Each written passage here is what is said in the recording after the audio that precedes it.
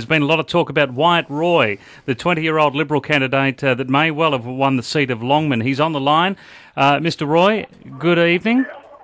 Good evening. Call me Wyatt. Thank you. Wyatt, Peter Costello has suggested that you are the leader for 2035. How does that make you feel?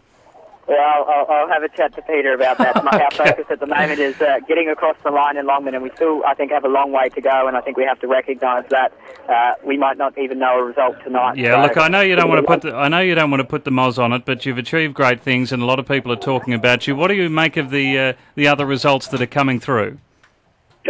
To be quite honest with you, I've actually walked into what is quite a big media storm, and I haven't even had a chance to have a look at the other results that are coming through. So I look forward to doing that hopefully shortly. Well, in that case, let me ask you about Longman and Queensland generally. How much do you think the toppling of Kevin Rudd has contributed to the sorts of swings we've seen across Queensland, and indeed the 4.3% swing to you in Longman? Yeah. Yeah, well, across Queensland, I don't think it's something that I can really talk about, but the reality that I faced here in Longman, it was something that came up very, very rarely. Perhaps in other seats it did go a long way, but certainly in Longman it was an issue that was very, very rarely spoken about when I was out door knocking, when I was in community forums, or even on polling day. I can't actually remember one person who raised it with me today. So what was the issue, or the top two issues for you then, Wyatt? Yeah, I think here in Longman the two big issues are and were the cost of living and local health service provision. Longman is a very diverse electorate. We have a large rural area. We have people that are doing it quite tough because of the slowdown in small business in Caboolture and Morayfield, and then we have Bribie Island. But across all that area and across what is a very diverse electorate, the cost of living always came up, and health service provisions always came up. And I think state Labor particularly let the locals here in Longman down, and my opponent was a state Labor MP for 3 terms. I think these issues came up again and again and again. Can I ask you, what prompted you to get involved in politics, and what prompted you to run for Parliament?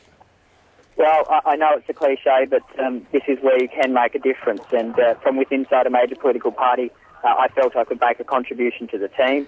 I think politicians are people that are not very highly regarded out there in the public, and quite honestly, quite often rightfully so. But I decided I got sick of complaining and sitting on the sidelines. I thought I would make a stand.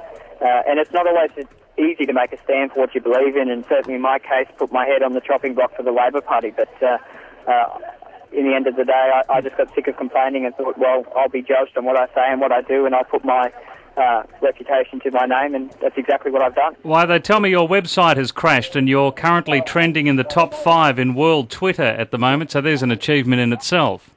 Not crashing the website, the Twitter bit. There you go. I actually have standing next to me Amanda, who does my website, so she'll be very happy to hear that. All right, terrific. Give her a pay rise. Now, Wyatt, I just want to ask you one last question. Who is your political hero?